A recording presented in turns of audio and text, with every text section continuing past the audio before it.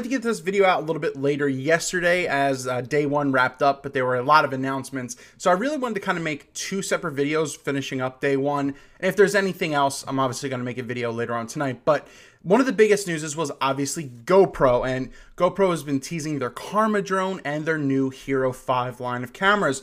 But I'm going to explain to you why this might not be as big of a deal and why they may have failed. But let's go over what they have so far and be interesting to get your viewpoint on this. So in 2014, the GoPro Hero 4 essentially was unveiled at Photokina, I think, as well. And they also did the Session there, I think, too.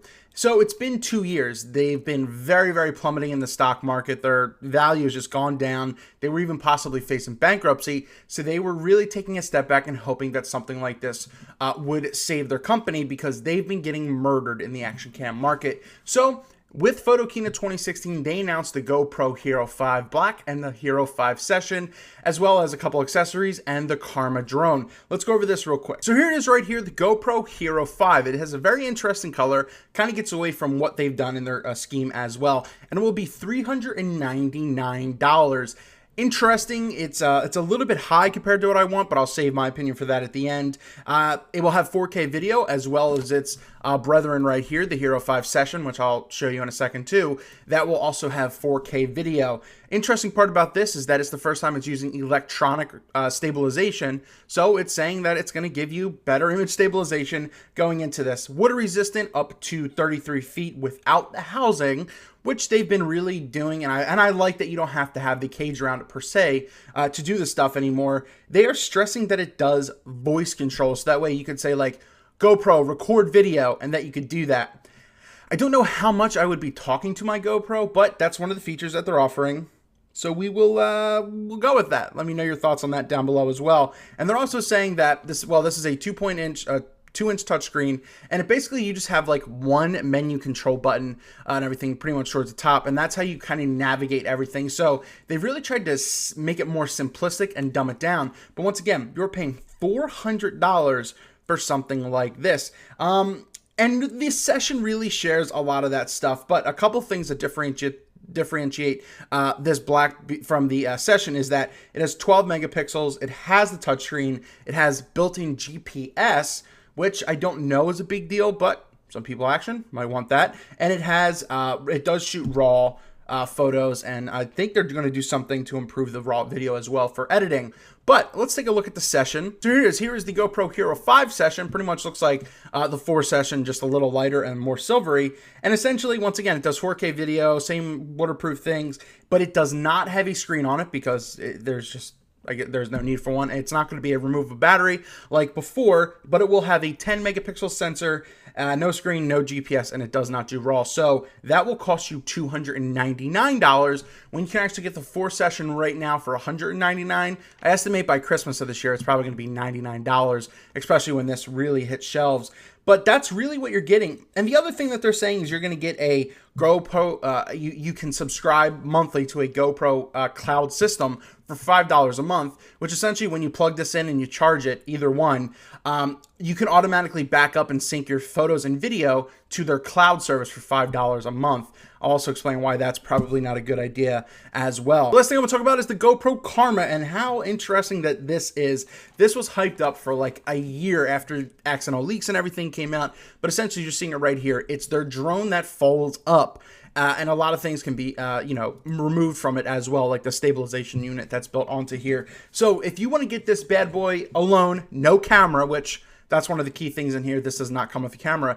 This bad boy right here will cost you $799, and it is not compatible with a lot of things out there. You have to have the GoPro Hero 4 series or 5 series. If you have anything less, it's saying it will not work, which sucks for the most part.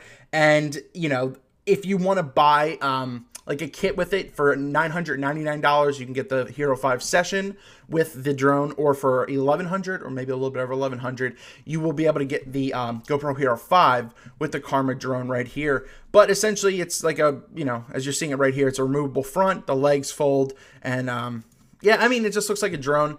The interesting part is the controller, actually. It's more smaller controls, and you can actually, it's more like a gamepad in a way with a built-in touchscreen, so it might connect easier. It's not as confusing, I guess, as they're saying, as DJI, but they're competing with the DJI Phantom, which you can find for like $1,200, $1,300, somewhere around that area, so they're not that far off. So they are trying to play with the biggest boy in the market right now, and really they're only saying that it's the folding design that separates them from that. There is no like follow me feature, which a lot of people with the DJIs love and some of the other brands out there. But as I said, it's only compatible with some of the GoPros.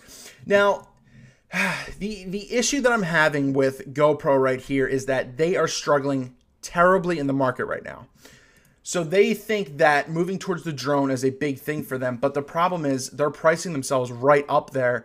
If they would have maybe made the drone alone $600 and maybe made the whole package $800, I could see it definitely being a seller, especially since they're trying to, you know, go to this more simplistic gamepad.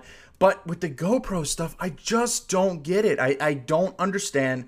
Well, GoPro doesn't get what they're not doing. They're losing because they're too expensive. There are too many competitors out there. They're already doing what they've done. That took 3 to 4 years. That's Nick's, the CEO's, words right there to do, and it's finally out. There really isn't much that impresses me with this. The voice control isn't really needed, and I was very hyped up to see what the new Hero line was, but I've seen so many other off-brands or different brands that do the same thing, if not just as well. I just don't think GoPro understands how the market works. No one's going to really want to pay $400 for another action camera when you're getting that. Nikon just released stuff. They have better lenses than you. They're probably going to maybe outdo you with their 170. I think it's called the Nikon Key Mission 170.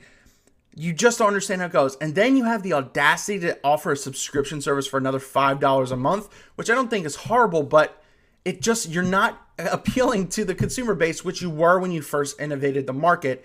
The market caught up and surpassed you, and it is still going to surpass you. So GoPro, I don't understand what you're not getting.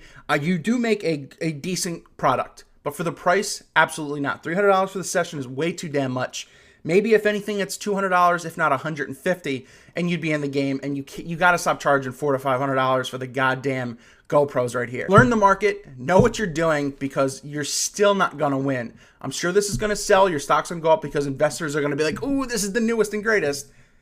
But you're going to realize in just a few months when they're not selling like how you thought it would have been, this isn't going to do well. You really have to think your pricing strategy. Maybe I'm off my base on this. I don't know. Let me know down below in the comments. It's just GoPro has potential to do so much. They just don't know what they're doing with it.